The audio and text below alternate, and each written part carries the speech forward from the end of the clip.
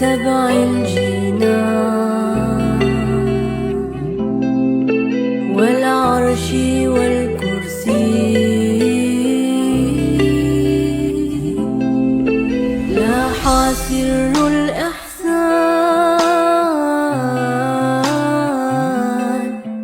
نارت لي يا شمسي طافت بي الأكوان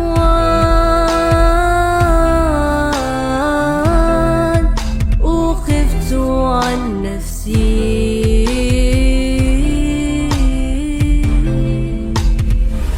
لا إله إلا الله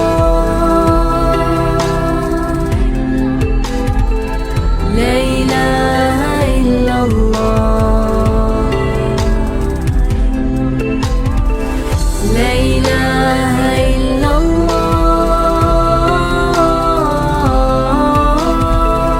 والحبيب رسول الله لا إله إلا الله والحبيب رسول الله ساقني الرحمن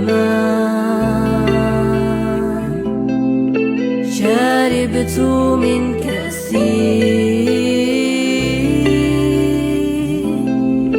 لا زمن لا مكان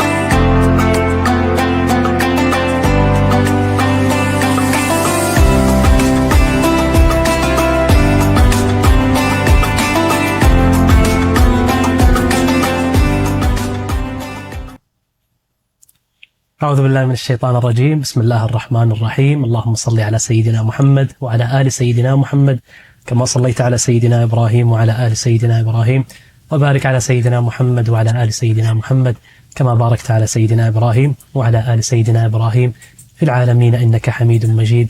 With the power and support from Sayyid Sheikh Muhammad Fawzi Karkari, may Allah sanctify his secret, we start our program Karkariya Speaks English, a program with no boundaries, trying to unveil the hidden truth with special guests around the world.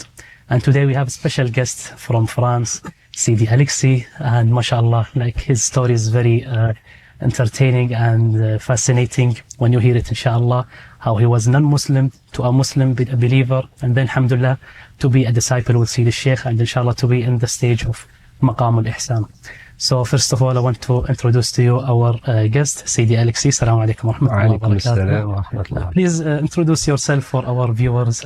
Talk to us about yourself. Assalamu alaikum wa rahmatullah. So my name is Alexis or Alexis. It depends on the country. Yes. I'm 39 years old. I'm married. I have 3 daughters. MashaAllah. The oldest one is 15, the youngest 10. God bless. So I've been married quite young at 19. MashaAllah. MashaAllah. That's very nice. I live in France. I'm French, living in France, 100% French. MashaAllah. Nice. My parents are French, even if they have some roots from Italy, Belgium.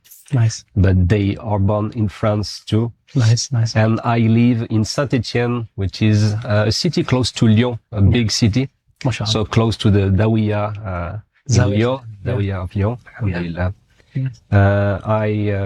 I work as a professor at an university. MashaAllah. I have a PhD in management. MashaAllah. Nice. I am also a director of a laboratory of research in management. MashaAllah. So I am an academic.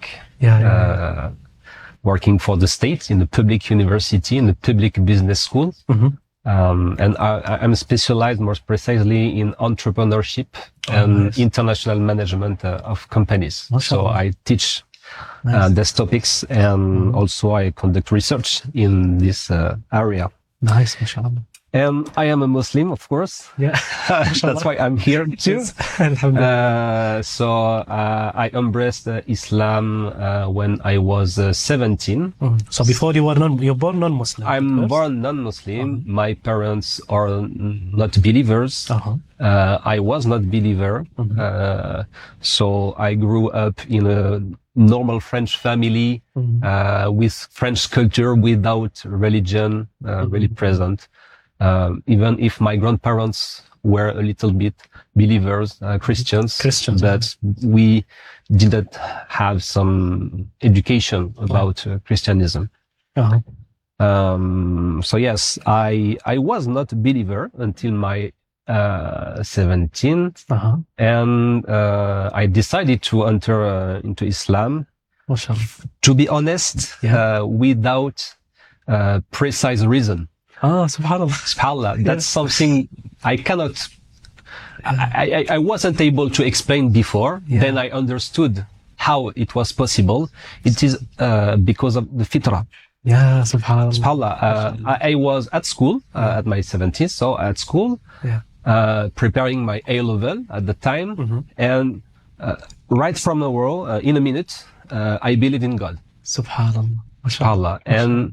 And automatically, I went to a friend in my school, which was a Muslim, and I asked him how to become a Muslim. So I didn't answer or ask to myself, okay, now I believe in God. Why? I don't know, but which religion? Judaism, Christianism, other, where is the truth? I've been pushed automatically to Islam. MashaAllah. Alhamdulillah. So, alhamdulillah. So we were in 2004 at that time, just after the terrorism appearance of Al-Qaeda and all that stuff. So it was very hard. The situation in France at that time was quite complicated, but it wasn't a problem at all for me. I didn't. I believe in God, so I decided to enter Islam without asking to myself what are the consequences, what about the situation, is it possible? So, so this friend at school explained to me how to enter into Islam. So he told me to make the shower, the rules. He wrote to me the Shahada. MashaAllah. So I went back to my home in the afternoon. I took my shower. I read the Shahada. MashaAllah. And the next day, he came with me and he gave to me a book. And he told me that this book explained how to perform the Salah. Nice. I said, which Salah? He told me, you have 5 Salah per day to perform. Okay. No. I wasn't aware at all. SubhanAllah. So I went back to my home, and I started Salah the same day. And during 3 weeks, I performed Salat with Qibla in my back. SubhanAllah. But no, it was on the Quds, the previous community. Palestine. SubhanAllah. No worries. And so I've been lucky at that time because in 2004, 2005 in France, but also in many countries and in European countries, we had a new idea of Islam coming from Middle East, rooted in Salafism, Wahhabism, and many young people, teenagers, tried this way of Islam. And I've been protected from that. I met some people who were in a group, a non-Sufi group, non-traditional Sufi group, but a group with some spiritual attachment, some dhikr, qiyam layl, Quran. So I discovered Islam through this way of performing dhikr, qiyam layl, ribatat, ihtikaf. So I've been well guided. MashaAllah. Right from the beginning. Alhamdulillah. Alhamdulillah. Nice. So this period during my finally I was 17. Then I went to the university. I started my studies, and I met very frequently there's Muslims who taught me Islam. And I lived some experience, spiritual experience, ihtikaf at the masjid, some traveling in Morocco, for instance, meeting other people. Yeah. Doing some ihtikaf of not ihtikaf, rebatat, spiritual retreat, but not like ours, but not in group during 10 days. So I practice dhikr and a kind of spirituality, but not the true spirituality we know in the tariqah. In the Zaya, yes. Yeah. So I did my PhD in south of France, in my field of expertise management, and then so 10 years later, after my entering in Islam, I hold my PhD and moved to Saint Etienne for the work because I got an academic position in the university there in management. So I left also my friends and all that guys who helped me to practice a good Islam. And during in maybe 2014, 2015, I started to practice Islam alone in a new city with a new academic position, of course with my wife and my daughter. So I wasn't alone, totally alone, but away from your friends and the group who was helping. And it was a big challenge for me to maintain some Islamic practice, a little dhikr or reading Quran, practicing something. I mean, to try to stay connected to Allah, to God. And I experienced at that time, during the next 10 years, so 10 years of education in Islam, education at the university, then 10 years of loneliness. Individual. And before I was strict with myself. I read Quran every day. I practiced some dhikr, some wird, little bit qiyam layl. And then when I moved to the new city and was alone, progressively, step by step, incrementally, I live some practice. I read less Quran. I practiced less dhikr until nothing. Nothing. Before entering the tariqah, during maybe 4 or 5 years, I was a Muslim, but without any true connection with God. And it was very hard. It was hard, and at the same time, harder when I entered in the tariqah and understood what I lived during these years and all the time I lacked during this period of time. Nice, mashallah. Yeah. So, subhanallah, once again,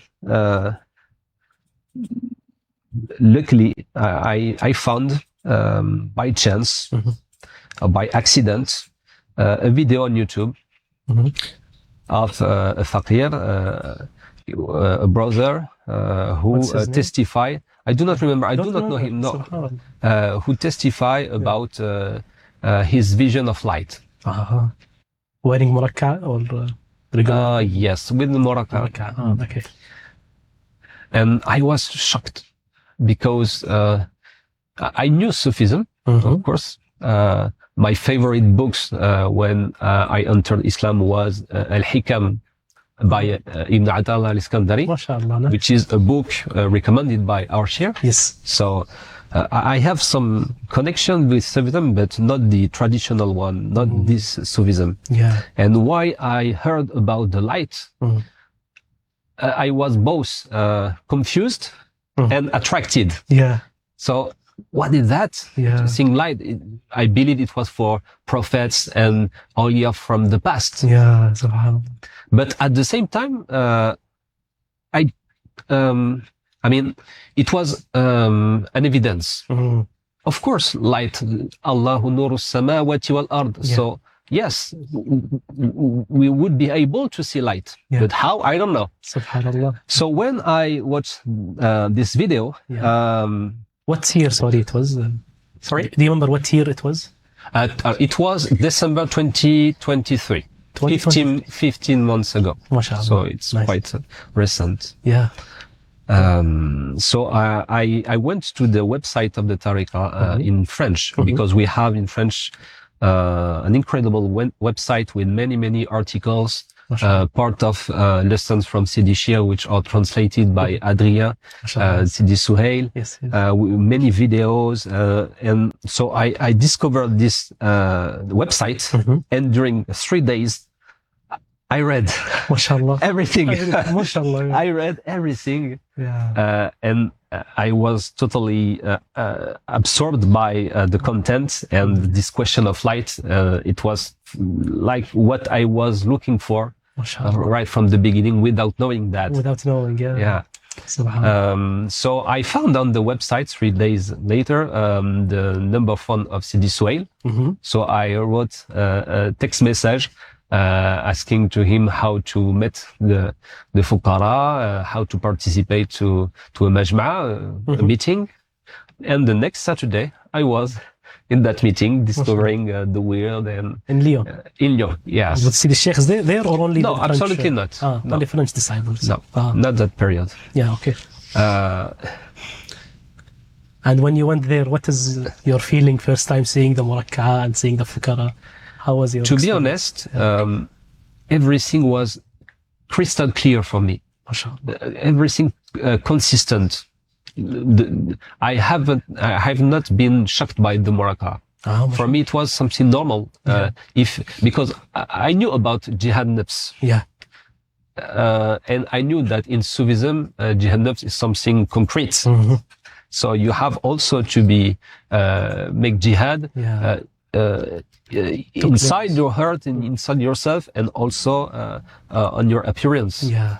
So that's a complete formula. So I wasn't shocked at all. And I found that beautiful, to be honest. Exactly. Especially the one from Sidi Suhail, which is totally, but subhanAllah, which testify the Murakka'a. subhanAllah. MashaAllah. And so I continued during 1 week or 10 days discussing with Sidi Suhail by text message. And so I asked about the weird, about some practices, etc. And he told me something which has been like a, I don't know how to say in English, in French, a déclic, something. It clicked. It clicked in my mind. He told me, all the weird you perform today, all the stuff you practice, it's very good. You get hasanat for that. However, if you want to get ma'rifah, so you want to go to God, you have to take the bay'ah. With the bay'ah, all the stuff you practice will have a taste and bring to you something. So I went to the internet, I took my flights, I went there, some days later. So between the day I saw this video where I discovered the Tariqa and the day I took the bay'ah, it was 2 weeks. MashaAllah, nice. SubhanAllah, it was very easy and fast. Alhamdulillah, MashaAllah. So you come to the Zawiya in Morocco? Of course, yeah. Okay, and how was your feeling the first time you saw Sidi Sheikh in person? How was it? It was incredible. When I saw Sidi Sheikh, my whole body reacted. SubhanAllah. Shaking. Shaking, shaking. Jalal. And Majesty. It was, and during the previous days, I practiced istighfar a lot, but easily, without thinking about istighfar. And so I saw Sidi Sheikh, after the Salat al-Asr, I salam to him. Then the next morning, I went to his office. And during I was waiting for the opening of the office, so I was seated in the small square. Yeah. And I started to practice the istighfar, and I saw a flash of light coming. Flash of light. Oh yeah, I didn't. Let's keep that for complete the end. and then we'll go back. Okay. Yeah. So you saw a glimpse of light before even bay'ah, just of course, sitting outside of the office. Light. MashaAllah. So I asked. So then I asked Sidi Sheikh. So I said to Sidi Sheikh, Assalamu alaikum. I discovered the tariqah. He told me, you want bay'ah? Okay, after the salah. I explained nothing. MashaAllah. Nothing. And so I wait after the Al-Asr, finally. And that moment of bay'ah was incredible. The bay'ah in itself. The bay'ah is the pact. The pact. Yeah. And the weird after the pact and the first qiyam after the pact was my most intensive spiritual experience. MashaAllah. It was incredible. Please share with us if you can. I have to find the vocabulary to explain it clearly and deeply. But first, when I sit in front of Sidi Sheikh and he took my hand, I start to shake a lot. I closed my eyes and I saw this flash of light, but very, very strong, such as my eyes shakes like that in my head. Like the light hurt me. Because too many dhunub.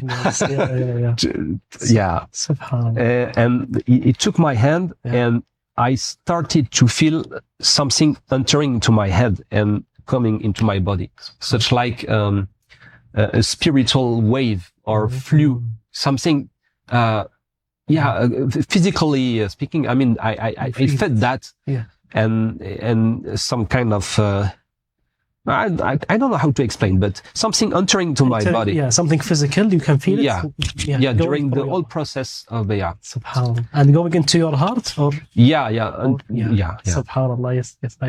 And so he told me to say istighfar, and he started to cite the verse of the bay'ah. And at that moment, I saw circle of light, many circle of light, designing some kind of tube. Until the center of my vision. Okay. So circle, and then? Many circles. In the middle, the center. Circles moving, such like a high-speed train. You see? MashaAllah. And then finally I saw stars of light, blue and red. And then he told me, so what are you seeing? I explained it.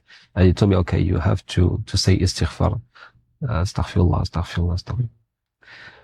And this feeling stayed during 30 minutes. MashaAllah. 30 minutes you feel this... in my hand. Subhanallah. Something. And what is interesting is that during the Mawlid in September, when we took the bay'ah together, and I did that, I feel the same. The same? Oh, Subhanallah. Incredible. Alhamdulillah. And the weird and qiyam after the bay'ah was, I mean, mashallah, the barakah of Sidi Sheikh. I saw some lights and stuff. Many stuff. So subhanAllah, see, and your spiritual experience, whatever you told about, when if you use all the vocabulary words, you're never gonna make the real experience for the viewer. He have himself to see this, you know? He have himself to make istikhara, to pray for Allah for guidance, and to feel the things that you talk about. And inshallah, just we're gonna take a little break, and then we'll come back to complete your story. Okay. So we're gonna have a break. Bismillah.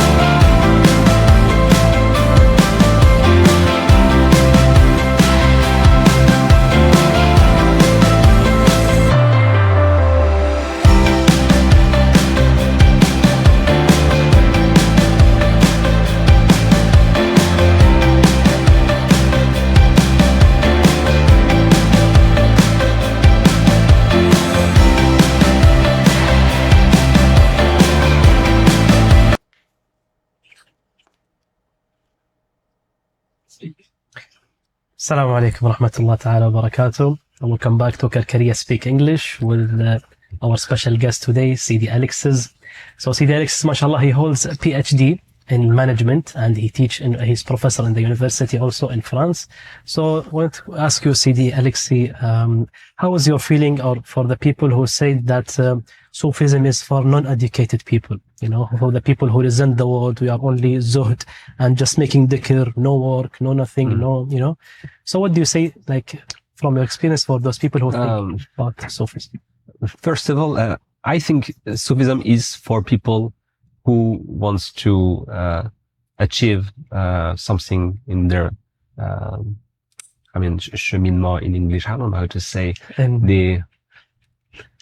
say it in French. The cheminement. I mean, the way for achieving a huge place close to Allah. Yeah. Yeah. So Sufism is for people who wants wajhullah. MashaAllah, yes. Wajhullah. Yeah. It's not something about education, about work, about personality, about your country, your origin, or it's just about your willingness to achieve something for Allah and achieve Allah itself and being close to Allah. Yeah. So that's all. So, and if you look at the Sufism history, you will find that many very well educated people, shuyukh, alim, references at their time were Sufi. Yeah, exactly. So you cannot say that it's for not educated people or people who don't want to live in this world. Yeah, exactly.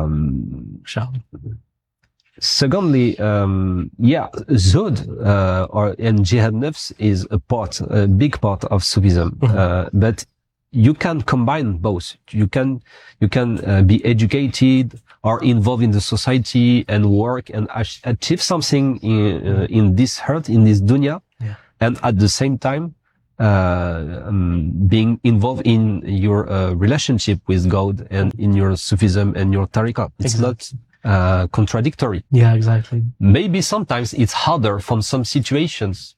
For myself, for instance, as an academic, I cannot wear the muraqa'ah in my job, especially in France. Yeah, it's impossible. It's unauthorized, and I could, be fired. Yeah, fired for that. Yeah. But that's not the main part of your relationship with God. Exactly. The muraqa'ah is something you wear on your body, but something you have in your heart. Yeah, mashallah. That's the point. Yes. Such as the subha and other elements. And at the same time, you can be apparently in your appearance having beautiful clothes, beautiful watch, an iPhone 16, a beautiful car, and lost everything without being affected by that. And that is Sufism. Yeah. To be distant from the material stuffs. Yes. The material is something existing, okay. Yeah. And we use it in our day-to-day life. MashaAllah, yes. But it's not important. Yeah. It's not important. Yeah. That's how I understood the Sufism. the Sufism and this relationship with the dunya. Yeah, mashallah. So it's not like what people maybe think that, so you're going to be in the mountain or only in masjid making dhikr and renounce the world and get out. Mashallah, tabarakallah. No. So there is a different, let's say, for you said the relationship with Allah.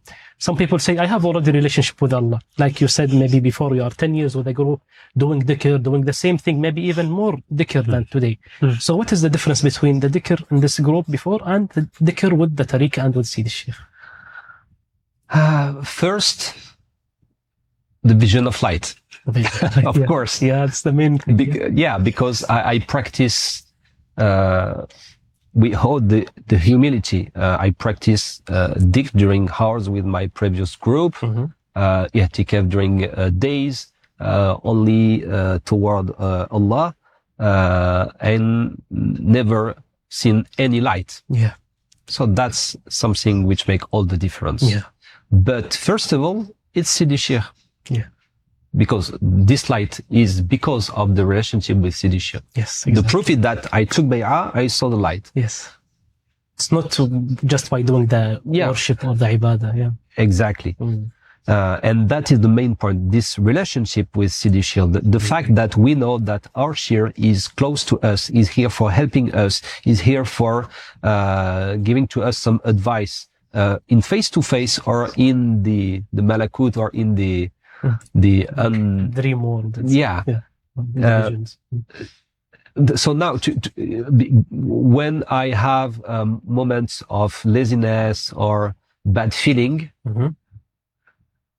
automatically I think about my Sheikh and his advice and what he wants from me about my ibadat, and that helped me to stay consistent in my ibadat. Yeah. Just to be honest, and not for putting myself in front of this camera. So before the bay'ah, during years, I wasn't nothing, and I'm still nothing, but I mean, I wasn't nothing and I practiced nothing. Yeah. Today I'm nothing, still nothing, but I practice a lot, thanks to the barakah of Sidi Sheikh. MashaAllah, MashaAllah. Very easily. I mean, from one day to another, nothing to many of ibadat. MashaAllah. That's only because of the barakah of Sidi Sheikh. There is no other explanation. It's only the blessing from the wali, the saints. Allah. Yeah. Exactly. MashaAllah, tabarakallah. Some people like say, oh, come on, you're maybe exaggerating. So that's why we said to people to make istikhara. Don't take our words for granted. Exactly. Because you have your own experience, I have my own experience. And we just share a little bit. There is a lot of things that we couldn't share in the camera, you know. And even if we share, we couldn't deliver the message exactly because it's something inside. So that's why we said for the people, like, make istikhara, you know. Exactly. Who was the person that Prophet Muhammad said, I will leave for you, you know, two things that if you hold on them, you will be like, you will never be misguided, which is Kitabullah, the Quran, and the Itra to Ahl Bayti, the family of my family. And the Itra is the special in the family, you know, the saint in the family, the sheikh in the family. And also in another, Prophet Muhammad said, the Mujaddid, every 100 years, Allah subhanahu wa ta'ala will send a Mujaddid who will, renew the deen. So it's only one person every 100 years. So you pray for Allah. Oh Allah, who is this one person? You know? And this little story, some people, let's say, he said, Sidi Abdul Hafid, he said, oh Allah, guide me for the most loving person you love, you know? Who is the most loving person in all the 8 billion you love the most? And he guided him to Sidi Sheikh. So that's why you have to have this relationship with Allah, so you can have this experience. Lastly, Sidi Alexis, thank you so much for sharing with us everything. What do you advise the viewers to in the end of this? My first advice is the one you just explained, Salat Istikhara. Ask to Allah, to God. That's the first and most important point. Just let me share my own experience. When I watched that video and read the website, of course, I watched some videos of Fuqara explaining that istikhara is mandatory. You have to perform istikhara before coming here to get what you explained, the evidence. The evidence from God. So I did my istikhara.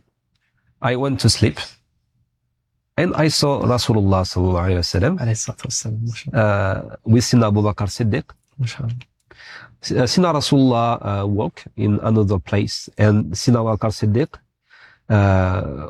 entered into a room which finally looks like the Dawiyah, but I wasn't aware about that before. And he went to sleep, and he looked at me, smiling and saying, "Come sleep also with me." So I slept just close to him. I put my arm on him just for for the blessing of Sina Abu Bakr Siddiq.